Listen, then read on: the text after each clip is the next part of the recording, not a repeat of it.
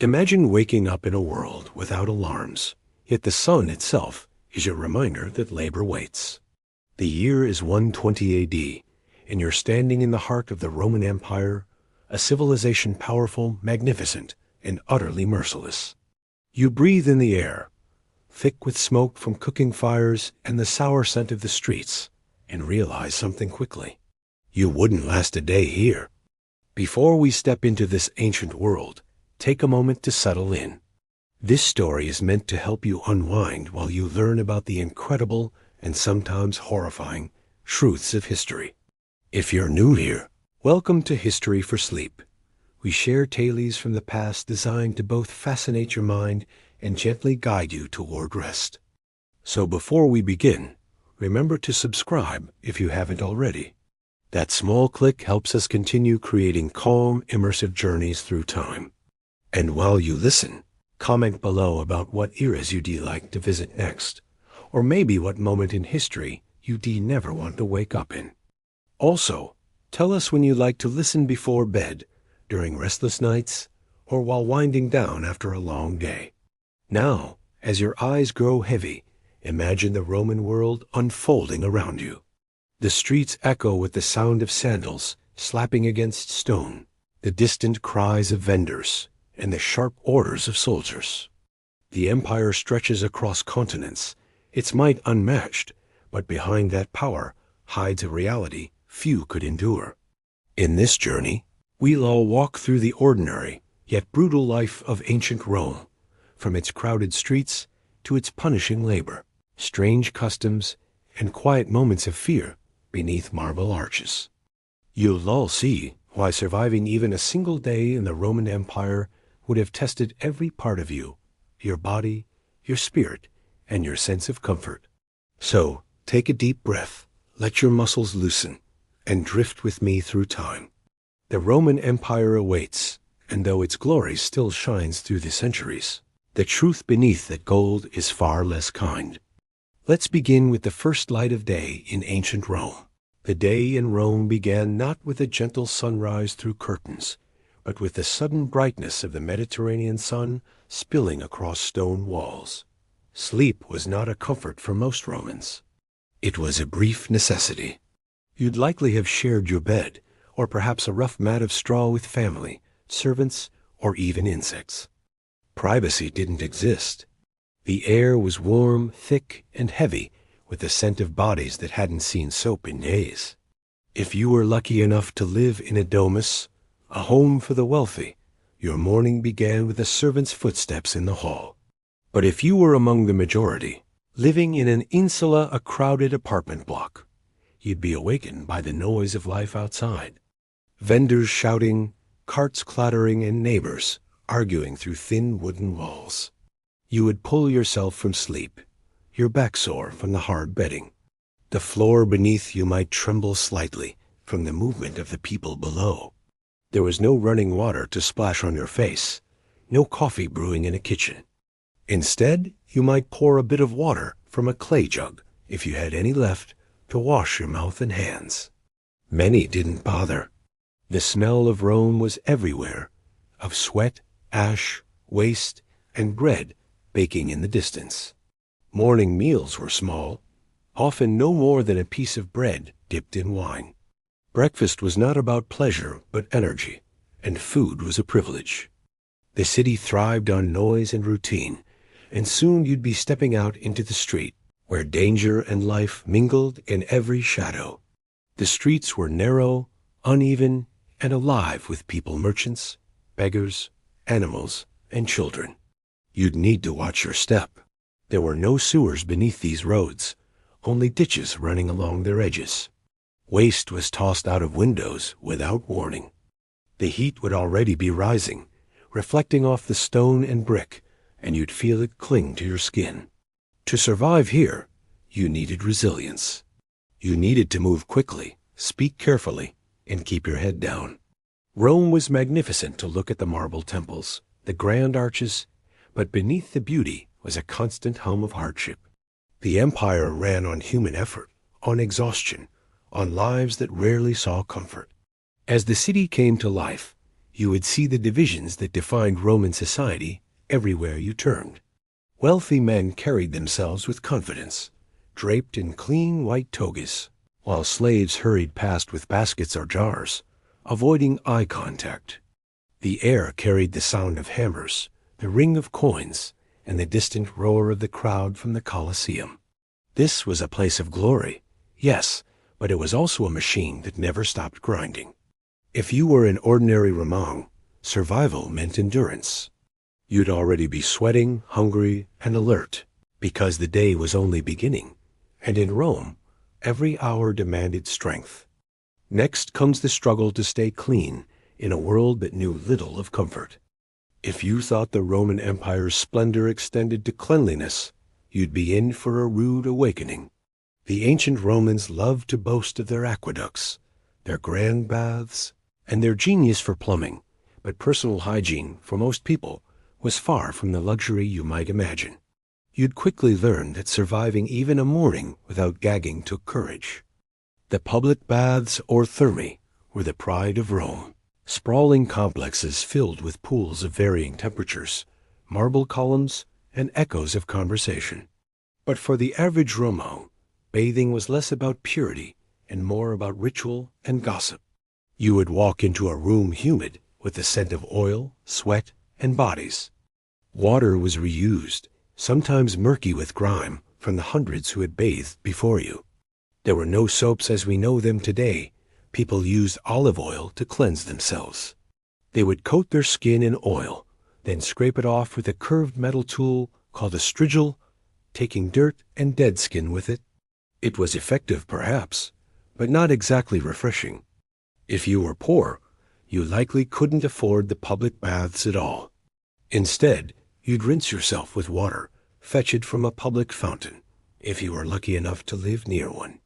The water from aqueducts flowed into large stone basins scattered throughout the city, and everyone rich, poor, slave, and free shared the same source. The basins were often surrounded by mud, garbage, and the occasional rat. Many Romans avoided them at night for fear of thieves. Toilets were another ordeal altogether. Rome had public latrines, long stone benches with holes carved in them, where dozens of people would sit side by side, chatting as they relieved themselves. Privacy didn't exist here either. Beneath the benches, a constant flow of water carried away the waste, but the smell lingered thick and heavy. Toilet paper was unheard of. Instead, Romans used a sponge on a stick, shared by everyone, rinsed in a bucket of salt water. If you had a strong stomach, you might get used to it. If not, you'd spend much of your day fighting nausea. The streets themselves were another story. They were paved, yes, but not clean. Sewers existed, most famously the Cloaca Maxima, but only in certain parts of the city.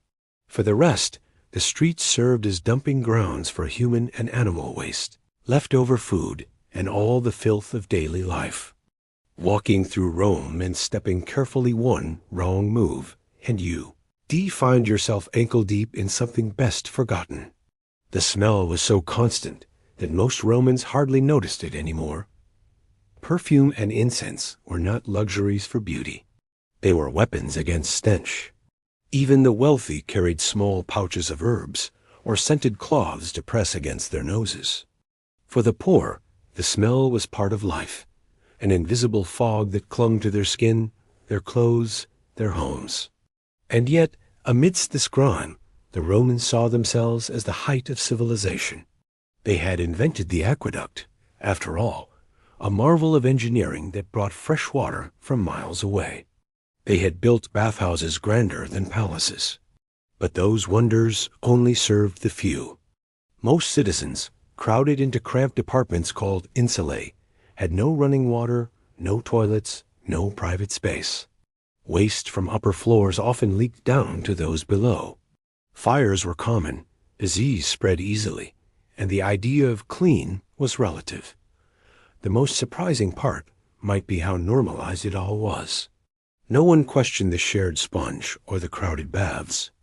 Children grew up with these habits, adults passed them on, and no one thought twice about it. If you complained, you'd be laughed at for being delicate, perhaps even un-Roman.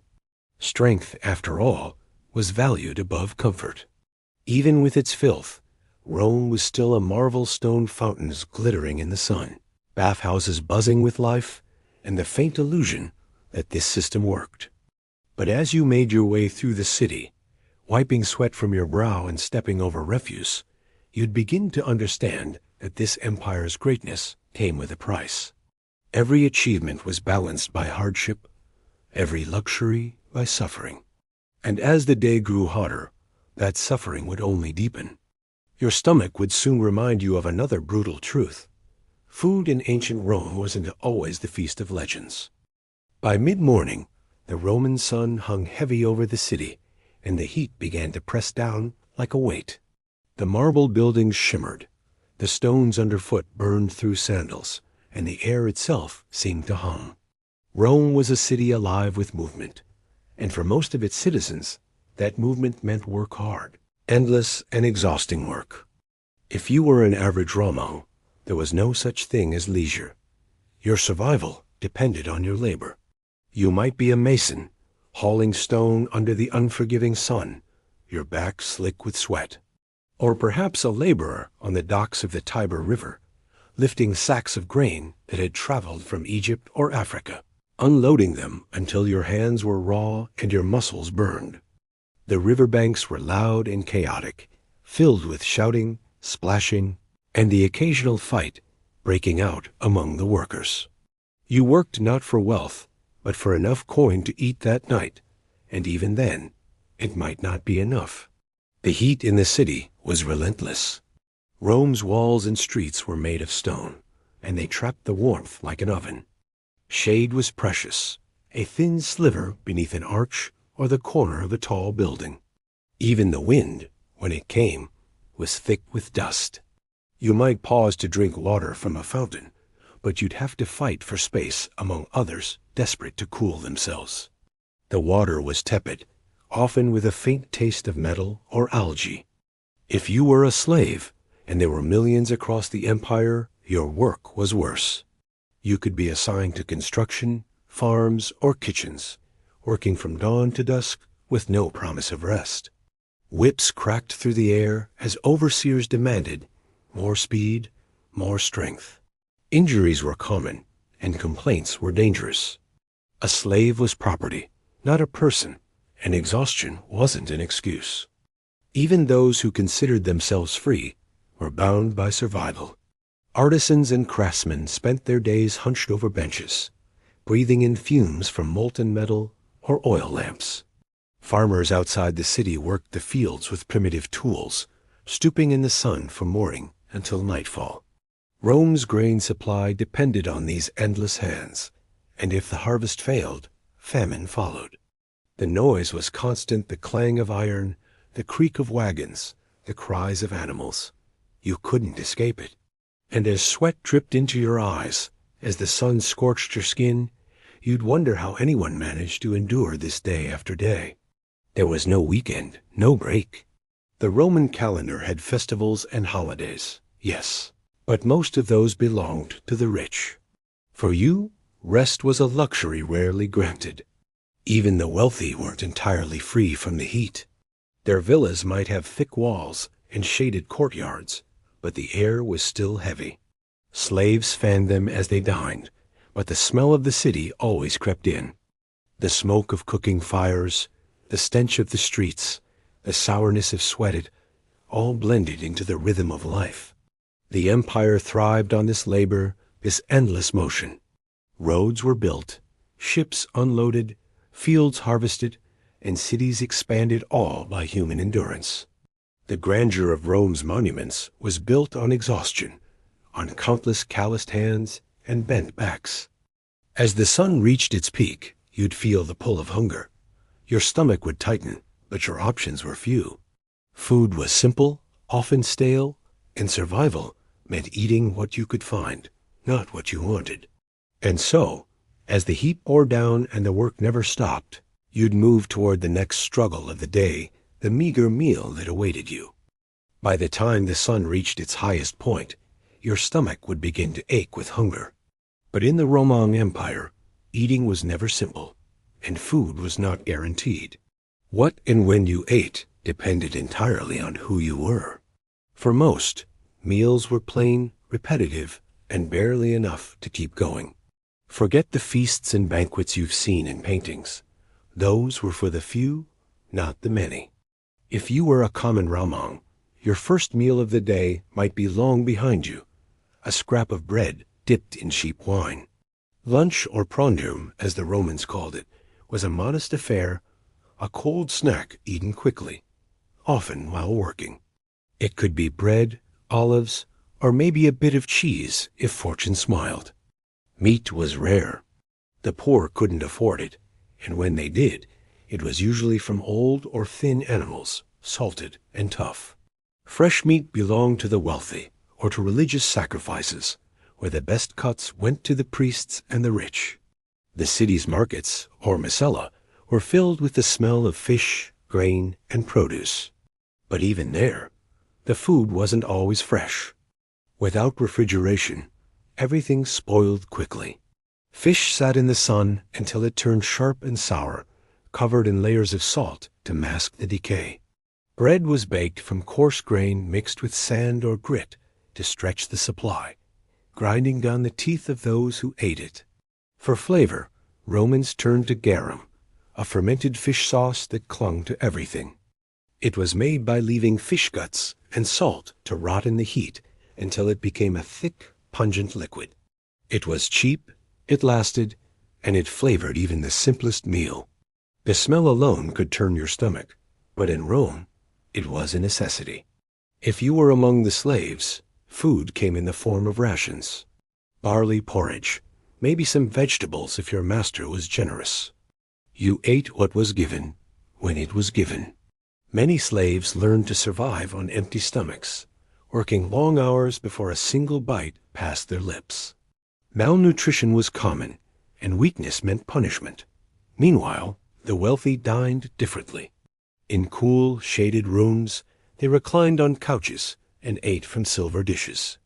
Their meals stretched for hours, filled with rare delicacies, imported fruits, exotic spices, and tender cuts of meat. They feasted on dormice roasted in honey, oysters from distant coasts, and birds stuffed with herbs. But even this luxury had its dark side. The food was heavy, and overeating was common. Vomiting between courses wasn't rare. It was almost fashionable. For the elite, gluttony was a performance, not a shame. The divide between rich and poor was as visible at the table as anywhere else in Rome. The poor ate to live. The rich lived to eat. Yet even the richest Romans couldn't escape the dangers hidden in their diet. Spoiled meat, contaminated water, and poorly stored grain led to sickness that no doctor could cure. The Romans had no understanding of bacteria or disease. A simple stomach ache could turn fatal. And then there was the wine. Romans drank it daily, but never pure. They mixed it with water, honey, herbs, and sometimes even chalk or seawater. The taste was strong, bitter, and often used to hide the quality of what they drank. Water itself wasn't always safe. Fountains could be contaminated, cisterns unclean. Mixing it with wine was as much survival as custom. For all their pride in civilization, the Roman diet was born of necessity.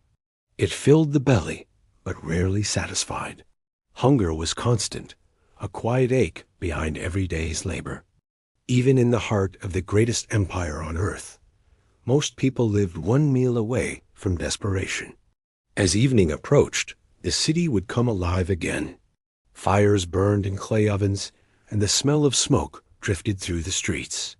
You'd eat what you had, grateful for it, then lie back and hope the ache in your stomach wouldn't wake you before dawn.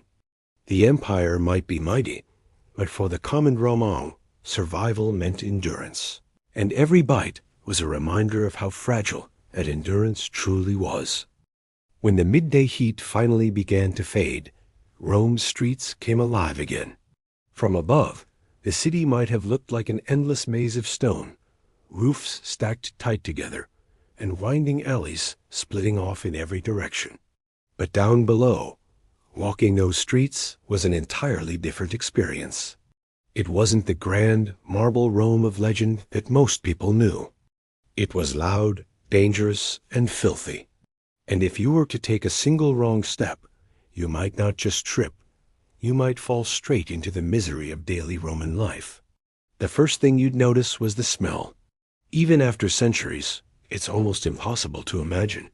There were no trash collectors, no organized cleaning, no sewers for much of the city. The streets were littered with animal waste from carts and donkeys, rotting vegetables from the markets, and human filth tossed out from upper windows. People often shouted, "Watch out below," before dumping their chamber pots into the street, but not everyone was polite enough to give warning. A walk through Rome required quick reflexes and good luck. The noise was constant. Street vendors shouted over one another, trying to sell bread, figs, or cheap trinkets. Metalworkers clanged hammers against iron. Carts squeaked and groaned, and children darted between legs chasing each other.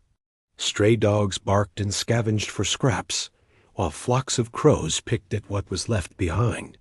In the distance, the low hum of conversation blended with laughter, arguments, and the occasional scream. The streets were narrow, often barely wide enough for two carts to pass. At night, they were pitch black. Rome had no streetlights, and torches were rare. Thieves and pickpockets thrived in that darkness. Even during the day, you'd have to keep one hand on your coin purse.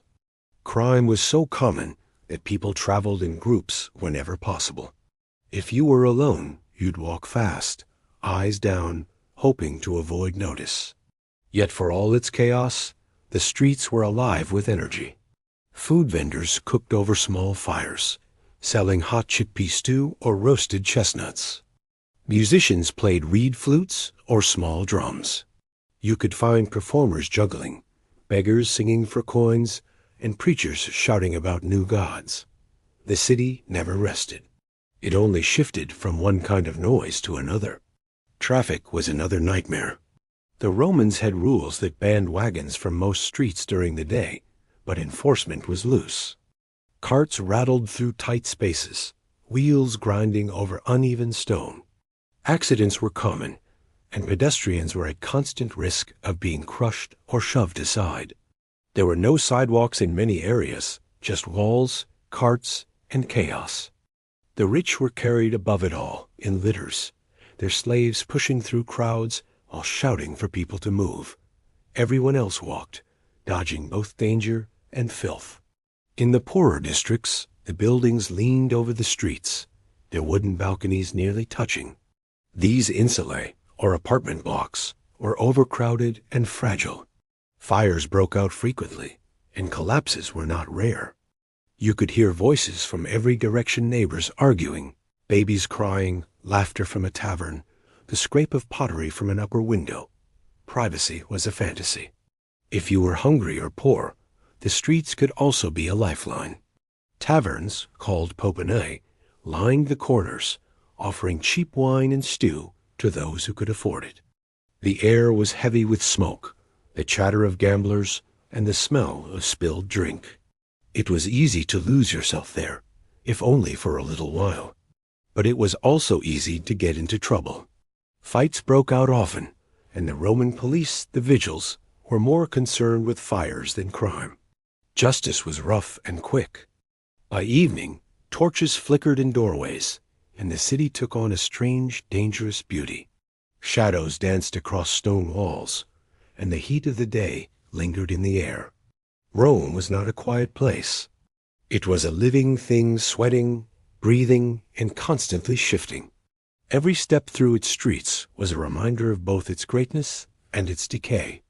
You might admire the temples in the distance, their marble glowing in the fading light, but beneath them, life was raw and unforgiving. The empire's heart beat here, not in its palaces or its armies, but in the dirt and struggle of its streets. And if you walked them long enough, you'd come to understand why only the strong, or the ruthless, could truly thrive in the Roman world. As night settled over the city, torches flickered along the streets. And from every direction came the sound of movement feet on stone, the creak of carts, the low murmur of voices. Rome never truly slept, because it could not afford to.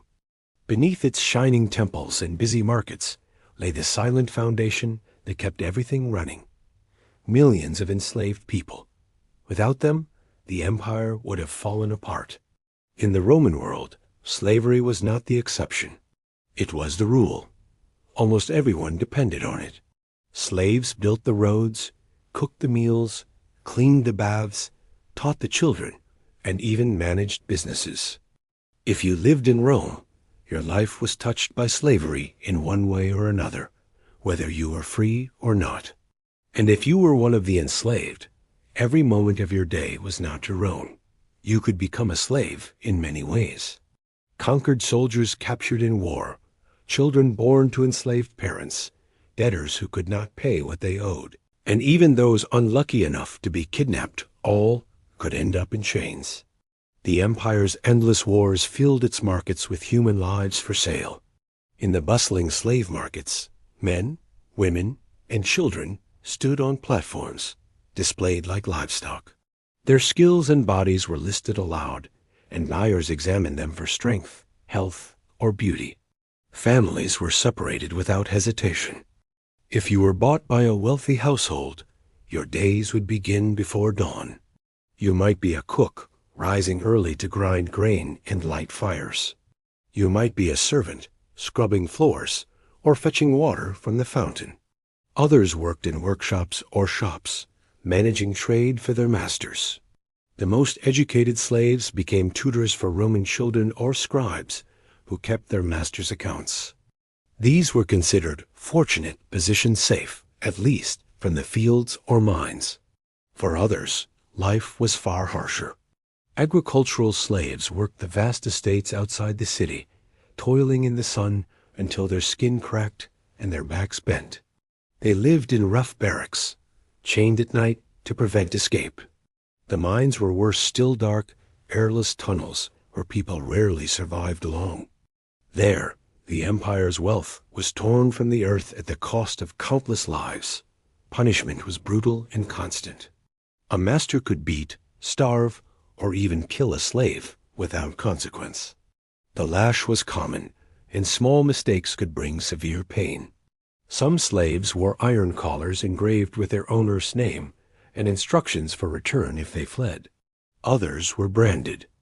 The constant threat of punishment kept obedience sharp and fear close. And yet, despite the cruelty, Rome depended entirely on them. Every meal, every road, every stone of every temple bore the mark of enslaved hands. Slavery fueled the empire's glory and financed its luxuries. Wealthy Romans boasted of owning hundreds, sometimes thousands, of slaves, a measure of status and power. There were rare paths to freedom, called manumission. A slave who served faithfully could be freed by their master, often in old age or upon the master's death. Some bought their freedom, saving coins earned through small tasks or tips. Once free, they became freedmen still marked by their past, but able to own property, marry, and live without chains. Many remained in the service of their former masters, tied by loyalty, fear, or necessity. The existence of slavery shaped Roman society in ways that are hard to imagine now. It created comfort for the few and misery for the many. It allowed Rome to expand, to build, to conquer, but it also hardened the hearts of those who depended on it. To live in such a world meant accepting cruelty as normal and compassion as weakness. As you watched the city settle into the hush of night, the shadows deepened in the courtyards and alleys where slaves worked quietly, cleaning, carrying, preparing for another day. The empire's grandeur glowed faintly under torchlight, but beneath that glow was a silence built on suffering. And if you listened closely, past the hum of the streets, you might almost hear the truth. The Roman Empire stood not on marble, but on human bones. As dawn broke once again over Rome, a different kind of anticipation stirred in the city. The streets buzzed with excitement, and crowds began to move toward one of the empire's most iconic monuments, the Colosseum. For the Roman people, few events matched the thrill of the games. To them, it was more than entertainment. It was power, spectacle, and the promise of blood. For you, a modern observer suddenly trapped in this ancient world, it would be a nightmare wrapped in applause. The Colosseum towered over the city, its arches gleaming in the early light. Tens of thousands of spectators streamed inside, climbing stone stairways to their seats. The air was thick with the smell of sweat, dust, and roasting meat from vendors outside. Everyone came to watch, the poor, the wealthy, even the emperor himself. It was said that the games united Rome, but they also revealed its darkest nature. If you found yourself among the crowd, the noise would be overwhelming. Cheers and chants echoed through the arena, vibrating in your chest. The games could last for hours, even days, and the crowd's appetite for spectacle was endless. The first contests were simple displays hunts with wild animals brought from distant lands. Lions, tigers, elephants, and bears were starved and enraged before being released into the arena, where they tore apart condemned prisoners or fought trained hunters called bestiarii. Blood sprayed across the sand, and the crowd roared with approval. Then came the main attraction, the gladiators. They were the heroes and slaves of Rome, both adored and despised. Some were prisoners of war, others criminals, and a few even volunteered, seeking fame and fortune. They lived in special schools called ludi, where they trained daily with wooden swords and real pain.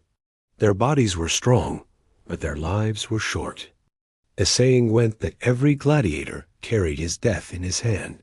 When the trumpet sounded, they entered the arena through iron gates, stepping onto the blood-stained sand. Their armor gleamed in the sun helmets with crests, shields polished to a shine, swords glinting like fire. The crowd greeted them with chants, each fighter known by name and reputation. Bets were placed, fortunes won and lost on the strength of the swing or the speed of a dodge. The fight itself was brutal but strangely ritualistic. Gladiators were trained to make combat a performance. Each movement was meant to thrill the audience. They fought until one fell, bleeding and gasping, and then all eyes turned to the emperor or the official in charge. The losing gladiator raised his finger in surrender, asking for mercy. The crowd decided his fate. A turned thumb meant death, and if the emperor agreed, the victor delivered the final blow as cheers filled the air. To the Romans, this was justice, entertainment, and religion all in one. They believed the games honored their gods and reminded citizens of Rome's strength and discipline. But for the men who fought, it was survival one battle at a time. Even those who won were not truly free. Most died within a few years, their bodies broken long before their spirits. Behind the arena, you would find the stables and holding pens where animals were kept, the cells where prisoners waited, and the training grounds filled with the sound of clashing steel. The smell of blood lingered everywhere. For the workers, cleaning up after the games was a gruesome task, dragging bodies, scrubbing sand, and preparing for the next round. The strange thing about Rome was how normal this all seemed. Children watched from their parents' laps, cheering as men died. Vendors passed out wine and bread between fights. For the people of the empire, this was part of life, a symbol of Roman greatness. To live in Rome meant to accept the roar of the crowd as the sound of civilization. If you sat there long enough, surrounded by the cheers and the heat, you might begin to understand the empire's contradictions. Rome built aqueducts, laws, and literature, but it also built arenas for death. It prized courage and strength, yet fed them to the sand. The people who watched these games believed they were witnessing glory. You, sitting among them, would see only tragedy. When the day ended and the sun dipped low, the arena's gates would close, leaving the sand dark and heavy with what had been spilled upon it. The crowd would drift home, laughing, tired, and satisfied, as if they had witnessed something sacred. But the truth was simpler and more haunting. Rome's greatness was never gentle. It was carved from suffering, applause, and the silence of those who didn't survive the show. If there was one force that held the vast Roman Empire together, it was its army. The legions were feared across the known world, tens of thousands of disciplined soldiers, marching in perfect formation, their shields glinting under the sun. To outsiders, the Roman military seemed like an unstoppable machine, a marvel of organization and power. But to the men who lived inside that machine, it was a life of endless hardship, fear, and obedience. If you were a Roman citizen of lower class, joining the army might seem like the only path to security.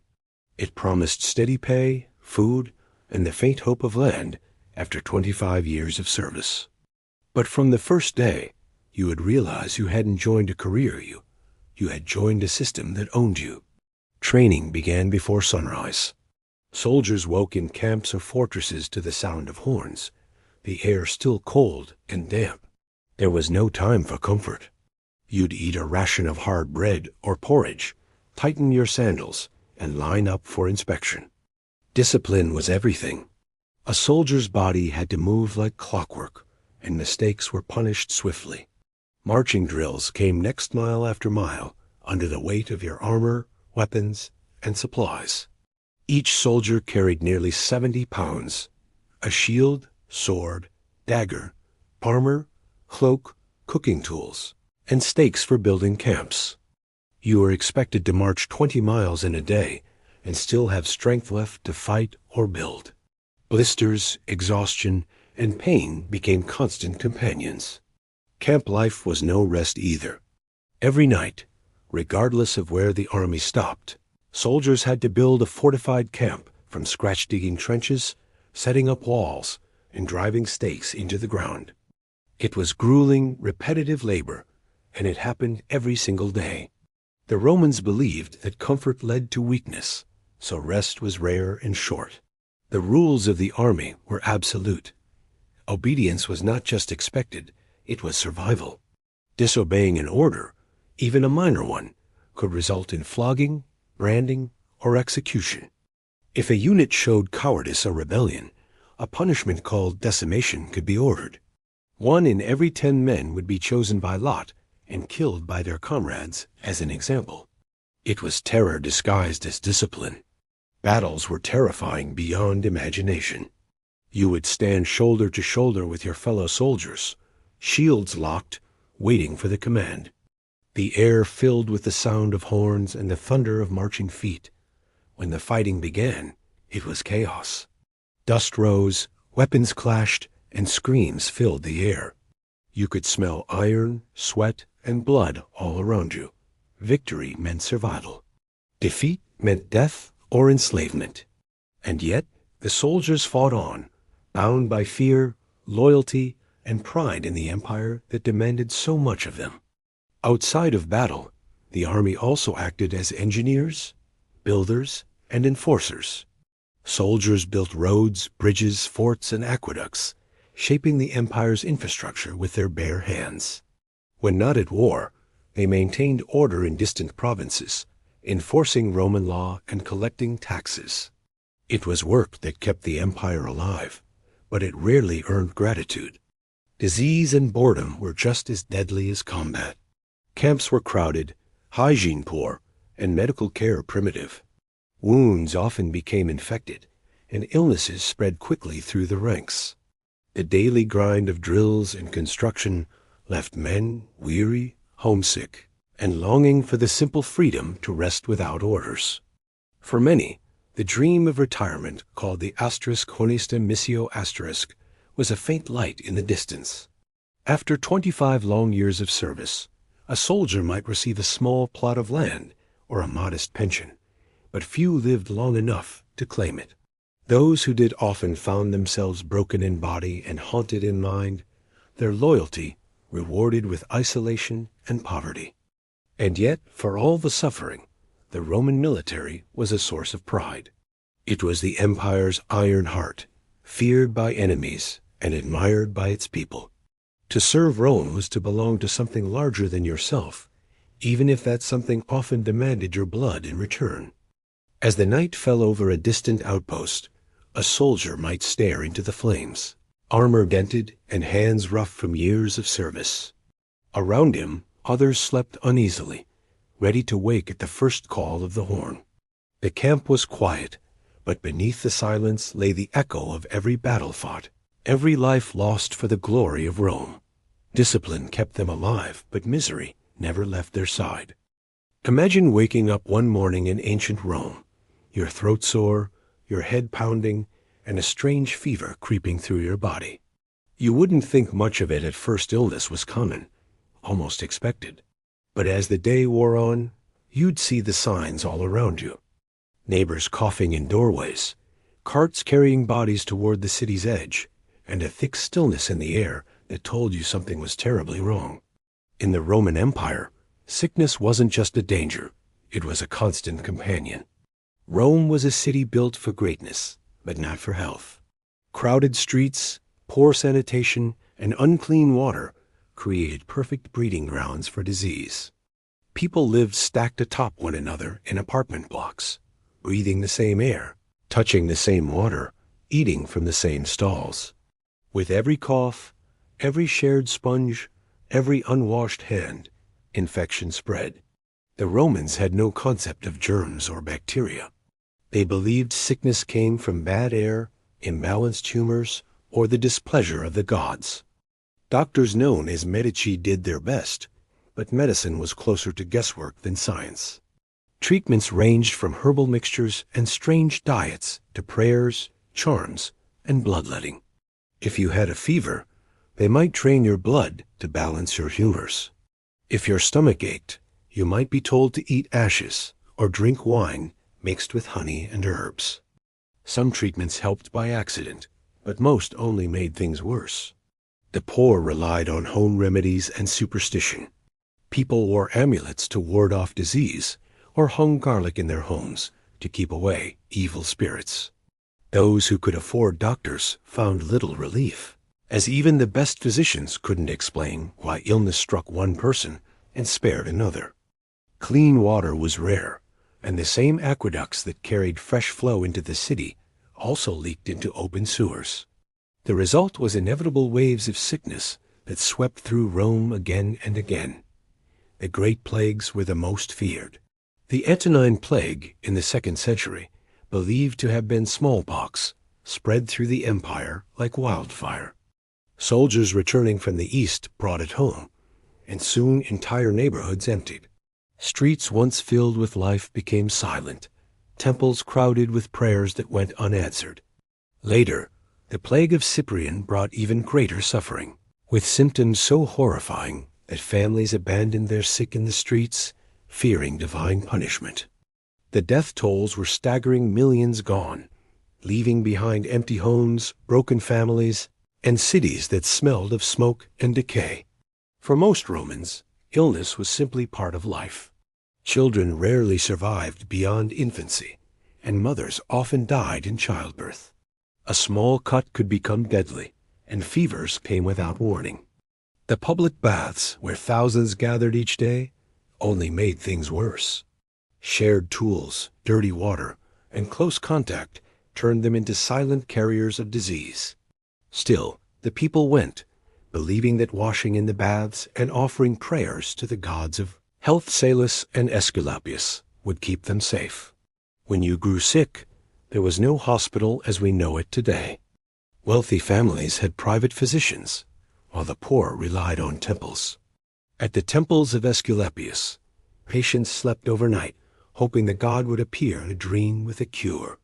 Offerings of fruit, coins, or even clay models of body parts were left as pleas for healing. Some claimed miracles happened there, but most left weaker than before. The stench of disease clung to the air, and fear became part of everyday life. Plagues didn't just kill people. They shattered trust. Neighbors avoided one another, markets emptied, and priests blamed foreigners or sinners for the wrath of the gods. Burial grounds overflowed, and bodies were burned outside the city walls in great pyres that glowed through the night. And yet Rome endured. It always did. The survivors carried on, rebuilding, replanting, repopulating.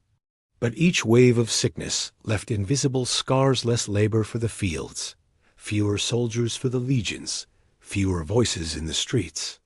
The empire's strength was chipped away, one illness at a time. If you were to live there, even for a short while, you'd quickly realize how fragile survival truly was.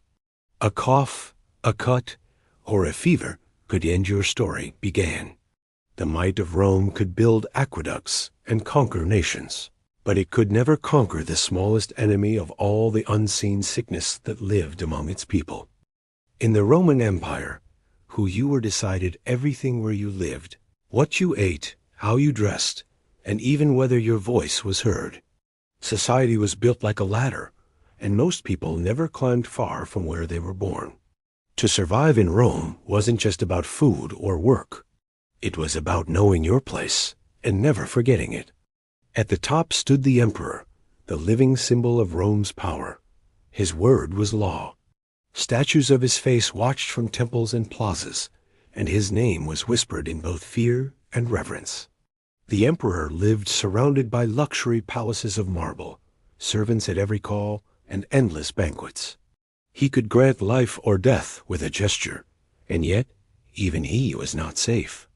Assassination and betrayal lurked in every corner of Roman politics. Power was both a crown and a curse. Just below the emperor were the senators, wealthy men whose families had ruled Rome for generations. They were the elite, the guardians of tradition. Their long purple-striped togas marked them as untouchable, and their voices shaped the empire's destiny.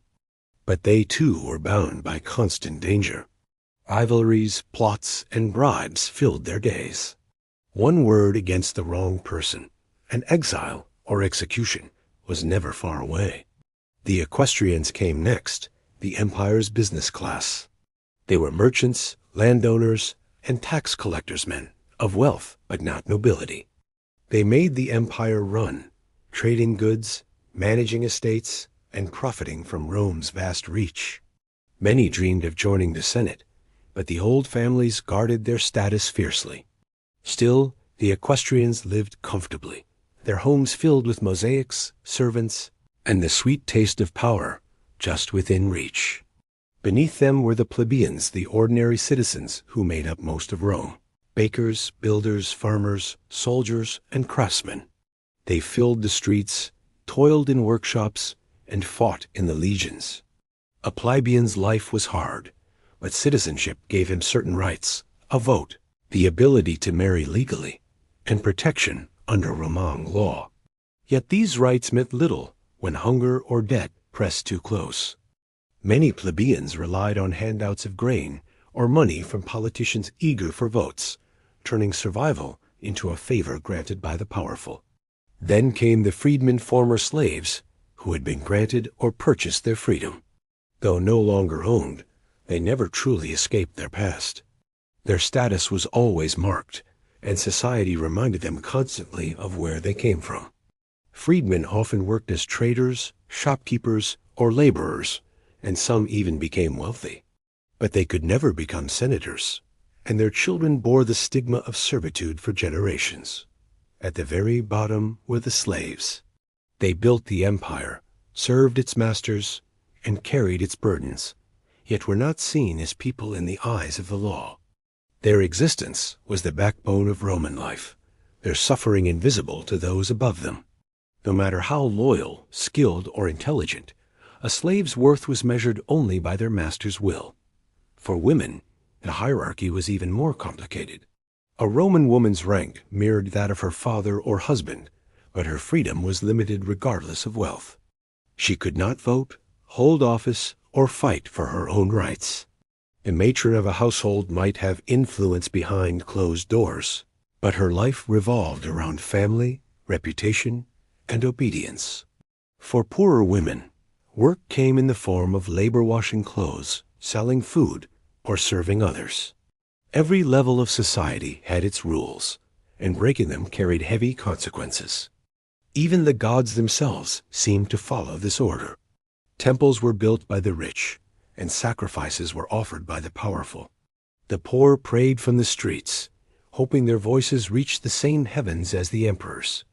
Religion reinforced the hierarchy, each person's place seen as part of the divine plan, unchangeable and eternal. If you lived in Rome, you would feel this structure everywhere.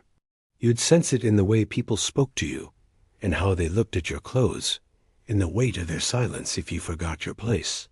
It governed every relationship, every opportunity, and every dream. Ambition could lift a few, but for most, it was like reaching for the sun. You could see its light, but never touch it. The hierarchy kept order, but it also bred resentment. The poor envied the rich feared the masses, and everyone bowed to the emperor. This tension was the quiet pulse of Roman life, always there, waiting beneath the noise of the city. And so, while Rome appeared united under its grand empire, it was divided in spirit, an intricate web of class, privilege, and struggle. To live here meant to know your rank, to endure your burdens, and to accept that in Rome, freedom was a privilege, not a right. In the marble streets of Rome, among the markets, temples, and bathhouses, half the population moved quietly through life without power or voice. Women in ancient Rome lived in a world defined by men, a world that admired their beauty, depended on their labor, and yet confined them to the shadows of history. Their lives were shaped by duty, expectation, and survival. To live as a woman in the Roman Empire was to walk a narrow path where one misstep could mean disgrace or ruin. From birth, a girl's destiny was not her own. Fathers decided everything: when she married, who she married, and what portion of wealth, if any, she received. Daughters were often seen as extensions of their father's honor, their behavior a reflection of the family's reputation. Many were married off by their early teens to older men chosen for political or financial advantage.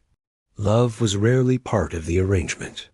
A Roman marriage was a contract, binding two families rather than two hearts. Once married, a woman's identity changed completely. Her loyalty transferred from her father to her husband, and her role was clear: to bear children, manage the household, and uphold virtue. Roman writers often praised women for their obedience, modesty, and silence. The ideal matron was strong, yet invisible, respected, but never outspoken.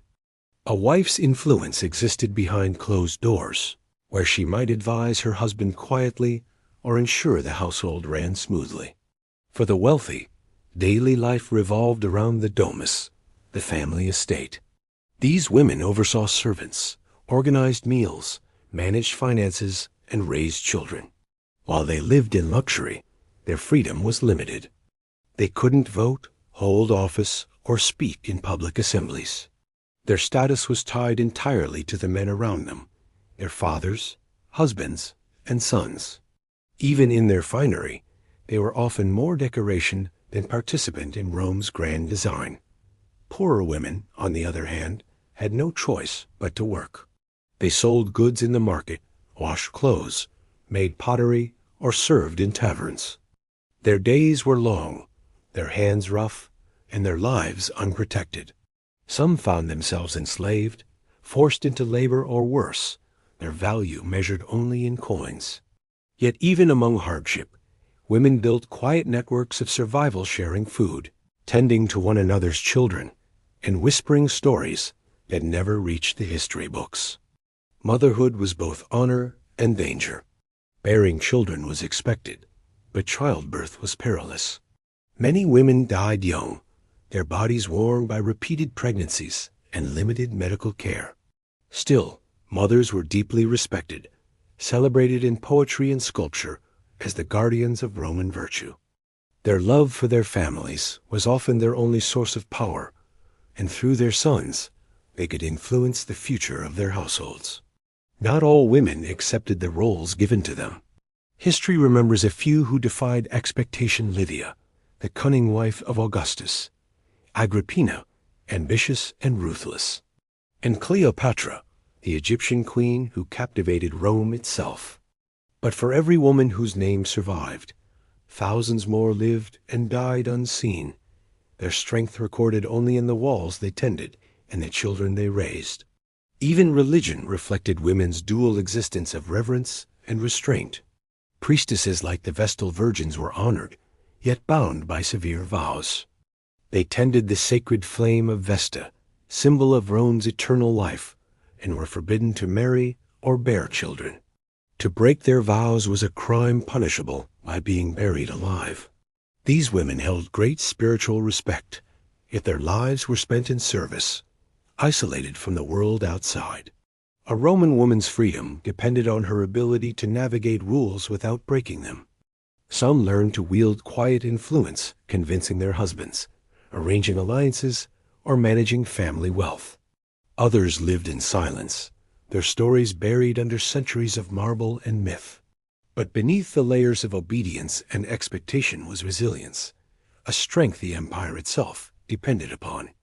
As night fell, you could imagine them women of every class, moving through the dim light of oil lamps. The wealthy reclined in courtyards, the poor tended fires in cramped rooms, and somewhere in between, a mother whispered a lullaby to her child. Though history seldom spoke their names, their lives shaped Rome as surely as any emperor's decree. Their endurance, unseen and uncelebrated, was the quiet rhythm that kept the great empire alive. To the people of ancient Rome, few places embodied civilization more than the public baths. They were a symbol of refinement, of cleanliness, and of social order. Yet beneath the marble walls and the soothing pools, the Roman baths hid a world of heat, gossip, and decay. For all their splendor, they were also places where the empire's wealth and filth mingled together, a mirror of Rome itself. Every Roman, rich or poor, knew the baths. They were not just for washing. They were the center of daily life. A visit to the Thermae was as routine as eating or sleeping. Some came to clean their bodies after long hours of labor, others to meet friends, discuss politics, or simply escape the noise of the streets. The great baths like those of Caracalla or Diocletian were vast complexes with towering arches, domed ceilings, and flowing fountains. They were temples to leisure, built by emperors who understood that keeping the people clean and entertained meant keeping them calm. Entering the baths was an experience of transformation. You'd pass through the crowded entrance, pay a small fee, and leave your clothes with an attendant. Inside, the air was thick with steam and the murmur of conversation. Men and women bathed separately, though smaller baths sometimes allowed mixed hours. You'd begin in the apodiatorium, a warm changing room where others waited and gossiped. The hum of voices echoed off stone walls. From there, you'd move through a series of rooms designed to shock and soothe the body. The tepidarium offered mild warmth, a gentle prelude to the intense heat ahead. The caldarium, the hot room, was stifling. The air shimmered, thick with vapor, and your skin would soon bead with sweat. Slaves moved quietly through the fog, offering oil or scraping the bodies of patrons with curved metal tools called strigils. The oil, meant to clean and soften, mixed with dirt and sweat until it ran down in rivulets across the stone floors. Finally came the frigidarium, the cold plunge. The moment you stepped into the icy water, your body would tighten, your breath catch, and for a brief instant, you'd feel awake, alive, reborn. Around you, others would dive in, laughing, shouting, gasping. For a city filled with dust and heat, the baths were an oasis, but they were also dangerous. The water was rarely clean. Hundreds bathed in the same pools each day, carrying with them sweat, oil, and disease. The pipes that carried hot water were lined with lead, slowly poisoning the city's elite over generations. Cuts and wounds became infected easily. Lice and skin diseases spread unnoticed, carried from one bather to another. The baths were a breeding ground for illness, wrapped in luxury's disguise. Beyond hygiene, the baths were a theater of society. Here, class boundaries blurred just enough for everyone to pretend equality existed. Senators and soldiers might share the same pool, merchants might chat with laborers, and slaves moved among them all, silent and invisible. Deals were struck, rumors traded, and alliances formed. The baths were where Rome's social life pulsed most vividly, half marketplace, half sanctuary. Yet they were not free from vice. In the shadows of the steam, other transactions took place. Thieves slipped hands into unattended clothing, and whispers of forbidden meetings passed through the crowd. Some baths gained reputations for decadence, where pleasure and indulgence ruled behind closed doors. To outsiders, they were symbols of Roman corruption, luxury teetering on the edge of decay. Still, the Romans loved them. The baths were comfort in a hard world, a brief illusion of peace amid labor and disease. The sound of dripping water, the hum of conversation, and the play of light on marble created a rhythm that felt eternal. To bathe was to belong, to be Ramon. When you left, skin slick with oil and body light from the heat, the illusion faded quickly. Outside, the streets were loud and dirty, the air heavy again with smoke and the smell of waste. But for a short while, inside those walls, you could pretend the empire's greatness extended to you. The baths promised purity, yet carried within them the same flaw as Rome itself: beauty built on corruption, comfort shadowed by decay. The Romans believed their baths would last forever, monuments to their refinement. But time, like water, erodes all things. Long after the empire fell, their ruins would stand silent stone shells filled with echoes of laughter, whispers, and the faint memory of steam. In the grand marble halls of the Roman Senate, power did not flow through laws or speeches. It flowed through whispers, alliances, and knives hidden beneath togas. Politics in ancient Rome was not a game for the faint of heart. It was a battlefield where every victory came with the shadow of betrayal. To live among the political class was to walk on a blade's edge, smiling while watching your back. For centuries, the Senate was the pride of the Republic, a gathering of Rome's most powerful men. But by the height of the empire, it had become something else entirely, a stage for ambition and fear. The emperor's presence loomed over every discussion. Senators spoke with careful tongues, their words polished, hide their thoughts. A careless comment could be misinterpreted as treason. To oppose the emperor, even subtly, was to invite death. You might imagine Roman politics as grand debates about philosophy or governance. But in truth, it was more often about survival. Every senator wanted favor, every general wanted glory, and every rival wanted the other gone. The walls of the Senate House had heard promises made and broken 1,000 times. Betrayal was as common as bread. The emperor himself, no matter how powerful, lived under constant threat. Poison, daggers, conspiracies. These were as familiar to the palace as the sound of footsteps on marble. One day, a man could be the most trusted advisor, and the next, his head might be on display in the forum. Rome's history was written in betrayal.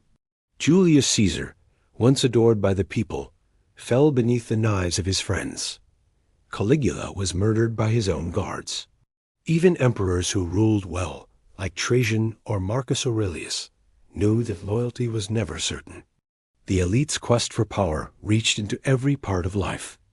Marriages were arranged not for love, but for politics. Children were pawns in games of succession. Promises of friendship masked deeper schemes. The Roman concept of amicitia*, or friendship, was rarely about affection. It was a system of obligation, favors, and manipulation. To break that chain of loyalty could mean ruin, but to stay bound by it could mean death. And then there were the spies. The emperor's informants moved quietly through the city, listening in taverns, temples, and private homes. A careless word could be reported and twisted into a plot. People learned to speak in riddles, to flatter constantly, to never trust even family. Suspicion hung in the air like smoke. You could wake up a respected man and go to sleep a condemned one. Public life was dangerous, but private life was no safer. Wealth attracted envy, and envy attracted accusation. Rome's laws allowed property to be seized from the guilty, which meant that to accuse someone was also a way to grow rich. Neighbors betrayed neighbors. Friends turned on each other for safety or gain. Under emperors like Nero and Domitian, paranoia became policy. Silence was the only true defense. For the lower classes, politics was a distant storm. They watched from the streets as statues were torn down, names erased from monuments, and faces on coins changed. To them, rulers came and went, but nothing truly changed. Bread and games kept them quiet, while behind the scenes, Rome's elite waged their private wars. The irony was that even as the empire grew, its leaders grew smaller in spirit. Each generation seemed more desperate to hold power, more willing to kill to keep it. The very system that had built Rome's greatness also planted the seeds of its decay. The more the empire expanded, the more it depended on fear and betrayal to hold itself together. If you lived among Rome's upper class, you'd never sleep soundly. The walls had ears, and the air itself felt heavy with danger. Every smile could be a disguise, every invitation a trap. The Senate chamber, once the heart of the Republic, was now a theater where actors played their parts under the emperor's gaze, each pretending loyalty, each wondering who would fall next. Power in Rome was like fire. It gave light and warmth, but it consumed everything it touched. The men who chased it rarely lived long enough to enjoy it. And in the end, as history showed again and again, the greatest danger in Rome was not the sword of an enemy, but the whisper of a friend. If you thought the Colosseum was the height of Roman entertainment, you'd soon discover that it was only one part of a much larger spectacle. Across the empire, no event captured the people's hearts more than the races at the Circus Maximus. It was the beating heart of Roman leisure, a place where joy, chaos, and cruelty blended into one deafening roar. For the Romans, the circus wasn't just entertainment. It was obsession. But beneath the excitement and color, it revealed something far darker about what truly thrilled the empire. The Circus Maximus was enormous, so large it could hold more than 200,000 people, nearly a quarter of Rome's population. Imagine standing in the center of that vast oval, the seats rising like waves around you, the air vibrating with shouts and cheers. Flags snapped in the wind, dust hung in the sunlight, and the smell of sweat, wine, and animals filled the air. This was the world's first great stadium, and it pulsed with the energy of a city hungry for distraction. The chariot races were the main attraction. Teams were divided into 4 colors: red, blue, green, and white, and fans were fiercely loyal. People wore their colors proudly, argued in the streets, and sometimes fought to the death over which team was superior. Charioteers were the celebrities of their time, heroes, adored by the masses, though most were slaves or freedmen. They raced for glory, fortune, and survival. Few lived long enough to retire. Before each race, the crowd erupted in anticipation. Trumpets blared, the starting gates called cartures swung open, and the chariots burst forward. The sound was overwhelming. Hooves pounding, wheels screeching, whips cracking, and the roar of hundreds of thousands of voices echoing off stone. Dust filled your eyes as the racers rounded the central barrier, the spina, adorned with statues of gods and golden dolphins used to count the laps. But the races were deadly. The chariots moved at terrifying speed, pulled by horses driven nearly mad with adrenaline. One wrong turn, one tangled rein, and the charioteer could be thrown beneath the wheels. Crashes called naufragia shipwrecks were common, and the crowd cheered louder when they happened. The broken bodies of men and horses were dragged from the track, while the next race prepared to begin. The Romans called it sport, but it was closer to spectacle entertainment fed by danger. Around the edges of the circus, vendors sold food and wine, and gamblers placed frantic bets. Fights broke out in the stands, lovers met in secret, and pickpockets worked the crowds.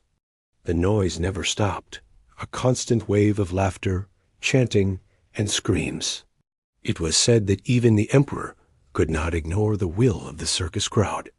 Their chants could demand mercy, rebellion, or the downfall of a public official. The arena gave the people power, but only for a moment. Beyond the glamour, the circus reflected the Roman spirit, restless, passionate, and unrelenting. It offered escape from the grind of daily life, a chance to lose oneself in excitement. But it also dulled the edge of discontent. As long as the people had bread in circuses, as the saying went, they would not rise against their rulers. The games became a tool of control, feeding the crowd his hunger for thrill while keeping them loyal to the empire that kept them poor. And yet, for the spectators, those hours of chaos were pure release. You could forget the filth of the streets, the weight of taxes, or the hunger that followed you home. You could scream until your voice was gone, cheering for your color, your hero, your moment of hope. The circus united Rome in frenzy, even as it quietly revealed how fragile that unity was. When the races ended, the crowd spilled out into the city, still shouting, still arguing, drunk on the thrill of the day. The track would be littered with wreckage-broken wheels, torn harnesses, stains of blood on the sand. And tomorrow, it would all happen again. For the Romans, entertainment and cruelty were never far apart. The line between joy and suffering blurred until no one cared to see it. They cheered for speed, for danger, for victory, and for destruction. It was the empire's favorite mirror, reflecting its passion, its pride, and its insatiable hunger for spectacle. And beneath that thunder of hooves and applause, you could almost hear the whisper of something deeper, a civilization dancing on the edge of its own decline. The Roman Empire might have stood as the greatest civilization of its age, but daily life in its cities was anything but grand. For the average citizen, every day was a battle, not of war or conquest, but of endurance. Heat, filth, noise, and exhaustion pressed on every side. The beauty of marble temples and triumphal arches was a distant illusion, a mask that hid the weary faces of millions simply trying to survive. Rome was a furnace. In the summer, the stone buildings trapped the sun's heat, and the narrow streets funneled it like an oven. Without trees or shade, the city shimmered in a haze of light and smoke. Dust clung to your skin, sweat soaked your tunic, and the air itself felt alive with heat. People sought relief where they could, under awnings, in bathhouses, or along the fountains where water trickled endlessly from carved mouths of stone. But the water offered no escape from the smells that filled the air. The stench of Rome was legendary. Every breath carried a mixture of odors baking bread, sweat, dung, rotting vegetables, fish from the markets, and the sour scent of human waste. Chamber pots were emptied into the streets, drains overflowed, and garbage piled high in corners until it was swept away or eaten by animals. The smell of smoke hung constantly, from cooking fires and workshops that burned day and night. No matter how you tried, there was no clean air to breathe, only varying shades of foulness. Noise was another unending torment. The city never truly slept. At dawn, the shouting of vendors began, hawking their wares: figs, olives, bread, cheap wine. Carts rattled over uneven stones, their iron wheels shrieking with every turn. Blacksmiths hammered, dogs barked, babies cried, and arguments broke out in the alleys. At night, the sounds changed but never stopped laughter from taverns. The shuffle of thieves, the groan of wagons that weren't allowed to move during the day. Sleep was a luxury, often broken by the restless pulse of the city. Inside the insulae, the tall, crowded apartment blocks where most Romans lived, the air was worse. Smoke from cooking fires rose through the floors, filling rooms with a bitter haze. The walls were thin, the heat suffocating, and the smell of mold mixed with the scent of unwashed bodies.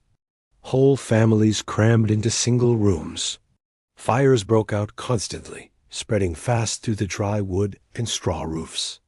Those who lived on the upper floors risked death every time the flames began to climb. Yet rent was cheapest there, so the poor had no choice but to take the risk. Exhaustion was the empire's silent epidemic. Every day demanded work hauling, lifting, building, cleaning, serving. The strong worked until they grew weak, and the weak simply vanished. There were no weekends, no breaks, only short pauses for food or sleep. Even children were drawn into labor early, helping in workshops or running errands for merchants. The old limped through the streets begging for coins, their bodies worn down by decades of effort. The city's heat and filth carried a constant threat of illness. Mosquitoes bred in stagnant water, and rats thrived in the garbage heaps. The poor often suffered from fevers, stomach diseases, and infections that had no cure. Even the rich, sheltered behind marble walls, could not escape the poisoned air or the tainted food. The grandeur of Rome came with a price paid in sickness and fatigue, and yet life went on. Amid the chaos, the Romans adapted.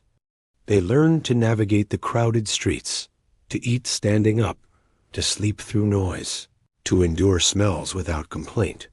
They laughed, argued, and dreamed despite it all. In the evenings, families gathered by the doorways of their buildings, talking softly as the air cooled. Children played in the dust, while neighbors shared bits of bread or fruit. To live in Rome required strength, not the strength of soldiers or gladiators, but the quiet, stubborn endurance of ordinary people. Every sunrise was a challenge, every sunset a small victory. The empire's poets wrote of glory, of marble and gods, but the true Rome was here in the sweat, the noise, and the exhaustion of its people. When you imagine ancient Rome, it's easy to picture shining temples and heroic statues. But the real Rome was far humbler, far dirtier, and far more human. Its greatness was built not by emperors or armies alone, but by the tired hands and aching backs of those who rose each day to face the heat, the stench, and the endless rhythm of survival. To live in the Roman Empire was to live under the constant gaze of the gods. Every street corner, every hearth, every journey began with prayer or offering. Religion was not a choice or a belief, it was the very rhythm of daily life, woven into every act, every decision, and every fear. The Romans believed that the gods were everywhere, watching, judging, and waiting to punish those who forgot their place. In a world without science or medicine as we know it, divine power explained everything. A storm meant Jupiter was angry. A bad harvest meant the goddess Ceres had turned away. A fever, an earthquake, or even a lost coin could be seen as a sign of divine displeasure. The Romans lived in awe and terror of their gods, seeking favor through endless rituals. Sacrifices were made not out of love, but out of fear. Better to offer the gods what they wanted before they took it themselves. Each home had its own small shrine, the Lararium, where household gods, the Lares and Penates, were honored daily. Before meals, families offered bits of bread or drops of wine. Travelers prayed before leaving, merchants before opening their shops, and soldiers before battle. Life was a negotiation with the divine, a fragile balance between respect and superstition. If something went wrong, you didn't question luck. You questioned whether you had angered the gods. Public religion was a spectacle of grandeur. Temples dotted the city, filled with smoke from burning incense and the chants of priests. Festivals were constant, honoring countless deities: Mars, Venus, Neptune, Minerva, and many more. Each had their own days, their own processions, and their own rituals. On these days, the streets filled with color and sound. Musicians played, animals were led to sacrifice, and the smell of roasted meat filled the air. To refuse to participate wasn't just impolite, it was suspicious, even dangerous. The line between religion and politics was invisible. The emperor himself was a god, or at least treated like one.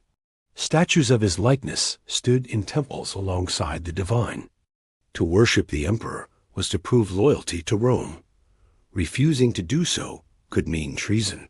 Even as Christianity began to spread quietly through the empire, those who rejected the old gods faced persecution. To deny the emperor's divinity was to challenge the very foundation of Roman authority. Superstition ruled over the smallest parts of life. The Romans watched the flight of birds to predict the future, listened for omens and thunder, and carried charms to ward off the evil eye. Every action, no matter how small, had to be done the right way, at the right time, or fate itself could turn against you. Left shoes before right. Avoid the crossroads at night. Never start a journey on certain unlucky days. The calendar was filled with warnings and rituals to avoid disaster. Death, too, was governed by ritual and fear. Funerals were elaborate affairs meant to ensure peace in the afterlife.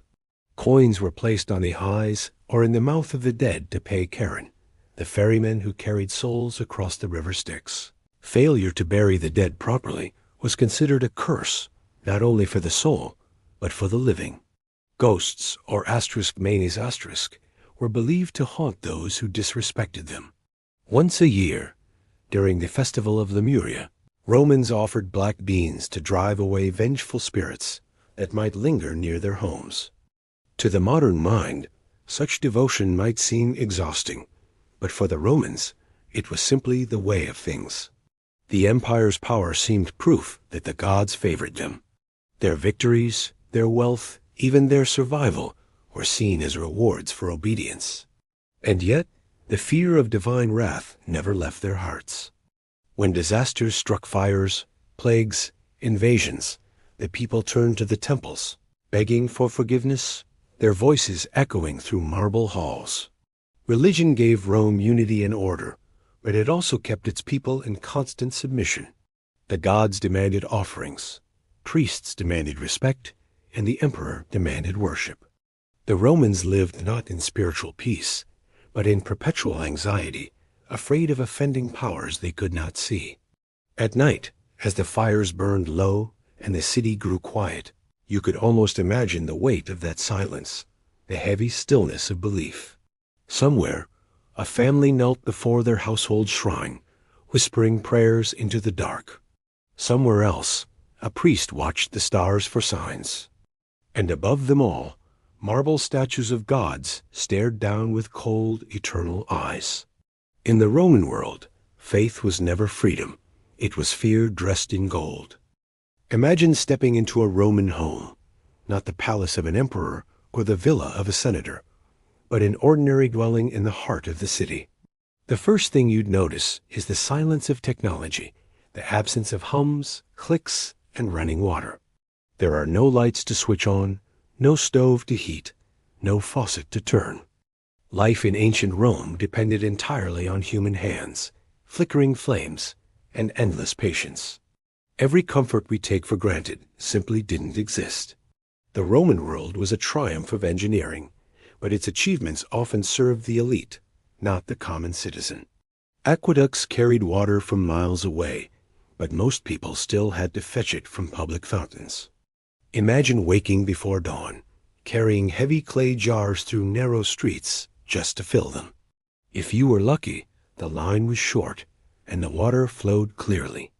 If not, you waited under the rising sun, jostling with others until your turn came.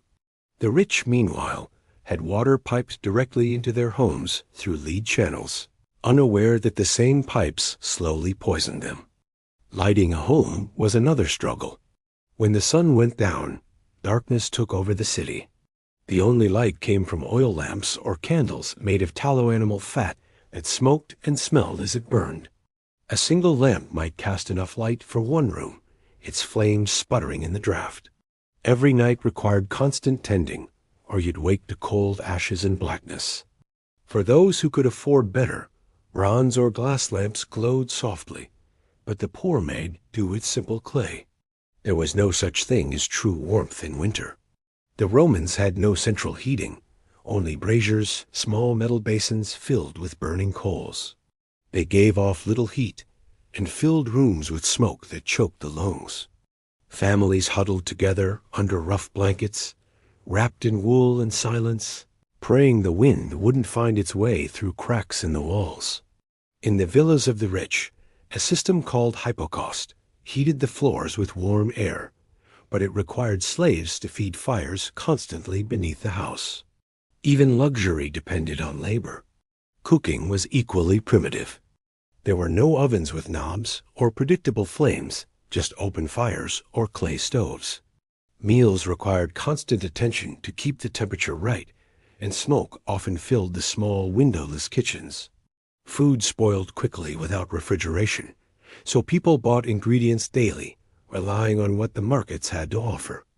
Ice existed only in the mountains, harvested in winter and stored by the wealthy for special occasions.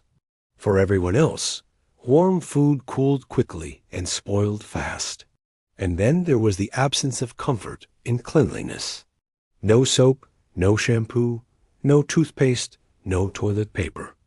Bathing meant scraping your skin with oil, brushing your teeth with crushed shells or salt, and using a shared sponge on a stick for relief. Even clothes offered little ease. Tunics were coarse, sandals rubbed raw, and laundry meant stomping clothes in cold water, mixed with ash or even urine, which was prized for its ammonia. The smell of clean Roman fabric was hardly pleasant. Medicine, too, was far from comforting. There were no painkillers, no antibiotics, no anesthesia. A simple infection could kill you. Surgery was performed with bronze tools and bare hands. The sick turned to herbs, prayers, or superstition. If you broke a bone, it might heal crooked. If you lost a tooth, you lost it forever. Every ache and injury was something to endure, not fix. Even rest was fragile. Mattresses were stuffed with straw, the floors hard and cold. The night was not quiet. Dogs barked, carts rolled, and neighbors argued through thin walls. Mosquitoes buzzed in summer, and the cold seeped into bones in winter. There was no escape from discomfort, no retreat from the body's needs. To live in Rome meant to constantly feel the weight of the world pressing on you: heat, smoke, hunger, and noise. Yet somehow people adapted. They found beauty in simplicity, the flicker of a lamp, the scent of bread baking, the cool air after sunset. Life was slower, heavier, and closer to the earth. Without modern convenience, every small comfort became precious. A warm bath, a clean cup of water, a soft breeze, each was a gift. Still, if you were to find yourself transported back there, the first thing you'd notice would be the absence of ease. The Roman Empire may have built wonders that lasted for millennia, but for the people who lived in it, comfort was a dream reserved for the gods. The rest endured, day after day, surviving in a world where luxury meant light, warmth, and a single moment of peace. It's easy to imagine that wealth in ancient Rome meant safety, comfort, and peace. The images we carry of the empire are filled with marble villas, silk robes, golden goblets, and banquets fit for gods. And while the rich did live surrounded by beauty, they were not free from the burdens that haunted the rest of Rome.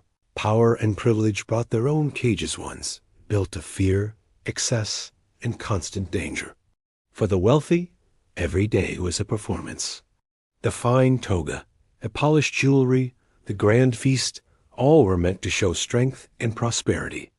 Appearances were everything, for status was as fragile as a single rumor. A word whispered in the wrong ear could destroy a reputation or invite suspicion from the emperor himself. Many of the richest Romans lived in quiet terror of their success, knowing that envy and betrayal walked beside them at all times. Inside the lavish domus, life was comfortable by Roman standards, but still primitive to modern eyes. Servants moved constantly, carrying water, preparing fires, and maintaining endless routines. The air was heavy with smoke from oil lamps and braziers. There was no running hot water, no glass windows to keep out the heat or cold. Even the greatest villas were alive with the sounds of footsteps, whispers, and the crackle of fire. Privacy was rare, and rest even rarer. The banquets for which the elite were famous were less pleasure than spectacle. Guests reclined on couches, while slaves served course after course roasted meats, fruits, and delicacies from distant lands. Music played softly, laughter echoed, and wine flowed freely. But behind the splendor lurked anxiety. A dish could be poisoned, a guest could be a spy, a toast could hide insult. The same emperor who dined with nobles one evening might order their execution the next morning. Under the polished surface of civility, Rome's upper class lived in constant suspicion. Even comfort itself became a kind of curse. Gluttony, excess, and indulgence eroded the body and the spirit. Without real work or struggle, many of the rich turned to empty pursuits, gambling, politics, or affairs. They filled their days with luxury, but rarely found peace. Obesity and sickness were common, worsened by the heavy foods and lead-lined pipes that supplied their water. Their beauty was fleeting, their health fragile, and their pleasures often poisoned by the very luxuries they adored. And while their villas gleamed, outside their gates stretched the vast, restless city, hungry, loud, and unpredictable. Riots broke out over food shortages, fires swept through entire districts, and plagues spared no one. Wealth could buy guards, doctors, and prayers, but not immunity. Disease, betrayal, and death paid no attention to status. When disaster struck, even the most powerful found themselves as helpless as the poor they ignored. Family life for the rich carried its own burdens. Marriages were rarely about love. They were arrangements designed to merge fortunes or strengthen political ties. Husbands were often absent, wives were expected to manage households and bear heirs, and children were raised by tutors and slaves. Beneath the elegance of Roman society lay loneliness, a quiet, unspoken emptiness that wealth could not fill. And always there was the looming shadow of the emperor. His favor could lift a man to glory, or his anger could erase him from history overnight. The Senate bowed to him, the army served him, and the people worshipped him as a god. To displease him, even by accident, was to invite ruin. Many of the rich spent their fortunes bribing officials, flattering courtiers, or fleeing to distant estates, just to avoid the deadly whims of power. For all their privilege, the elite shared one truth with the slaves who served them and the peasants who toiled in the fields. None were free from fear. The poor feared hunger and punishment. The rich feared envy and betrayal. The empire promised greatness to all, but gave peace to none.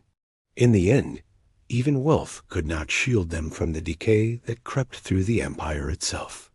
The roads that once carried legions began to crumble, the aqueducts cracked, and the treasury grew thin. The marble facades of Rome still gleamed, but beneath them rot had begun. And the rich, with all their servants and gold, could only watch as the world that made them powerful began to fall apart. As night fell over their villas, you could picture them reclining on couches, their cups of wine half full, their laughter forced and hollow. Beyond their walls, the city murmured a sea of lives struggling, surviving, and dreaming. Inside, the air was still, heavy with the scent of oil and unease.